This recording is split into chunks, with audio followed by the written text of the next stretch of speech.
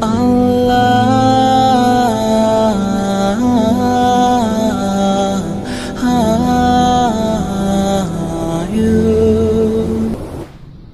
Subhanahu wa ta'ala menyebutkan istrimu, hunna libasul lakum wa antum libasul lahuna. Mereka istri-istrimu adalah pakaian untukmu dan kalian adalah pakaian-pakaian untuk mereka. Allah Subhanahu wa ta'ala menyebutkan istrimu dan menyebutkan pasangan antara suami dan istri adalah pakaian. Dan kita tahu pakaian itu adalah menutupi badan sehingga terhindar dari segala sesuatu yang seharusnya tidak nampak.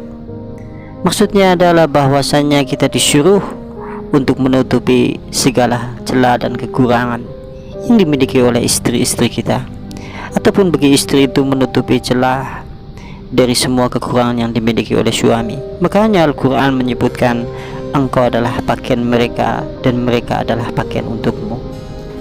Di samping itu, istri adalah sumber ketenangan bagi suami, sehingga nikmatnya surga dengan segala apa yang ada di dalam surga, dengan segala nikmat yang tinggi dan semua ada dan tersaji. Akan tetapi segala nikmat yang berada di dalam surga tidak mampu mengusir kesunyian dan kesendirian Adam alaihi salam, sehingga ia merasa sunyi di dalam surga dengan segala nikmat yang tinggi itu.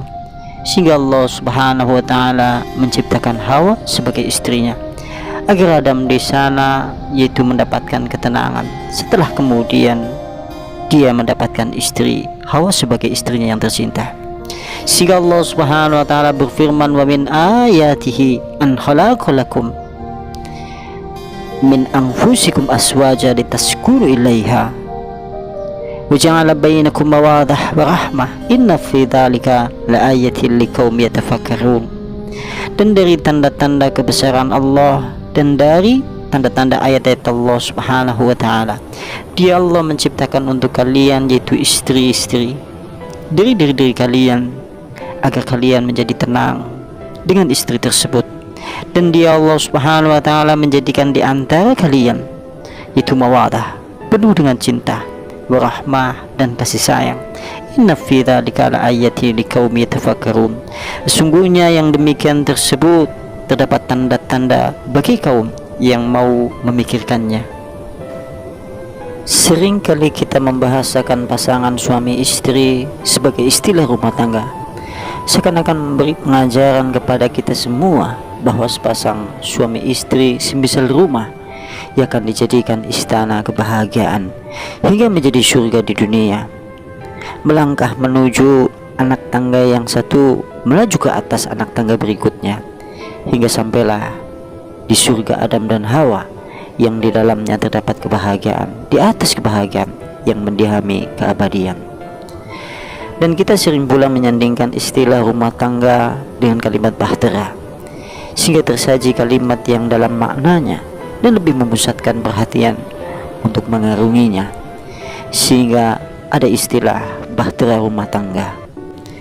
Bahtera rumah tangga, banyak orang yang tenggelam di dalamnya sebelum selesai mengarunginya, hanyut kian jauh, terhempas oleh gelombang kehidupan dan akhirnya kecewa, sedih dan trauma dalam bingkai perbedaan, perselisihan dan juga perceraian yang tidak diharapkan.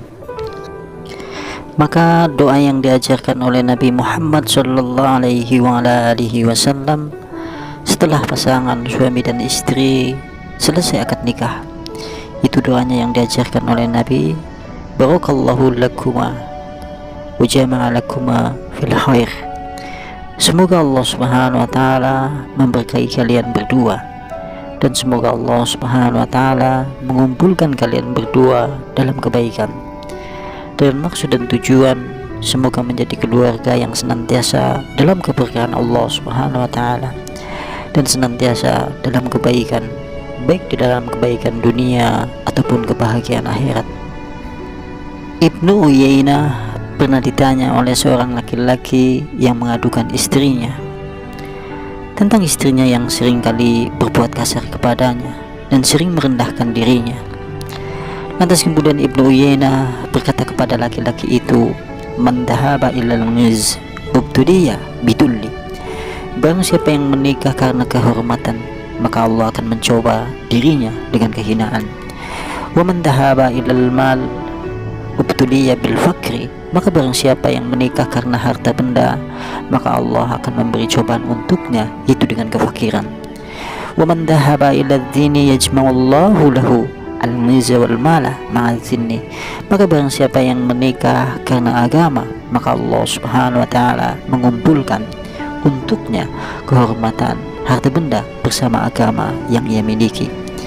Makanya Rasulullah sallallahu alaihi wasallam tatkala kemudian ia mensyaratkan bagi laki-laki yang hendak menikah ataupun perempuan yang hendak menikah, standar utamanya adalah agama yang ia miliki.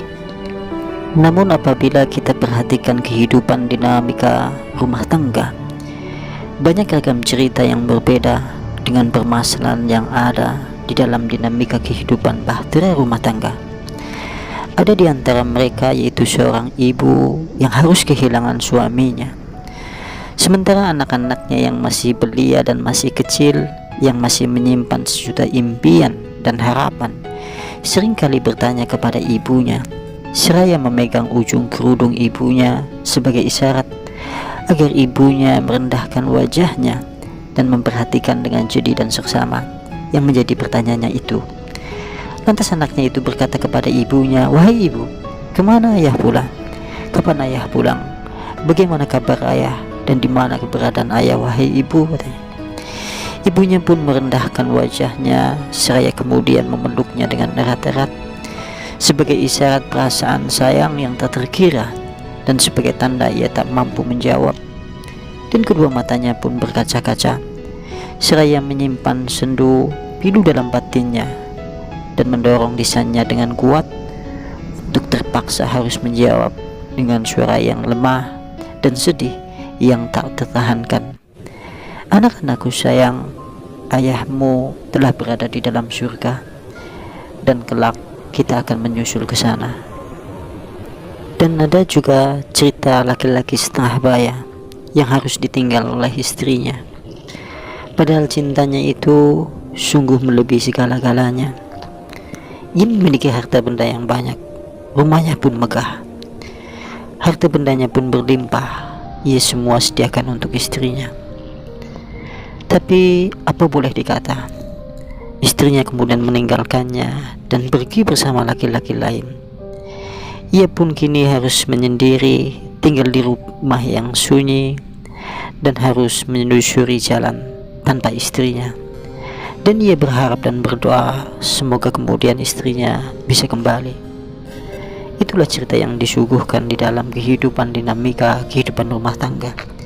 Dan kita berharap kepada Allah Subhanahu wa taala, mudah-mudahan Allah menjadikan keluarga kita semuanya menjadi keluarga yang sakinah, mawaddah, warahmah. Itu keluarga yang tenang, penuh dengan cinta dan penuh dengan kasih sayang, sehingga Allah menurunkan kebahagiaan di dalam kehidupan rumah tangga kita masing-masing. Allahumma amin.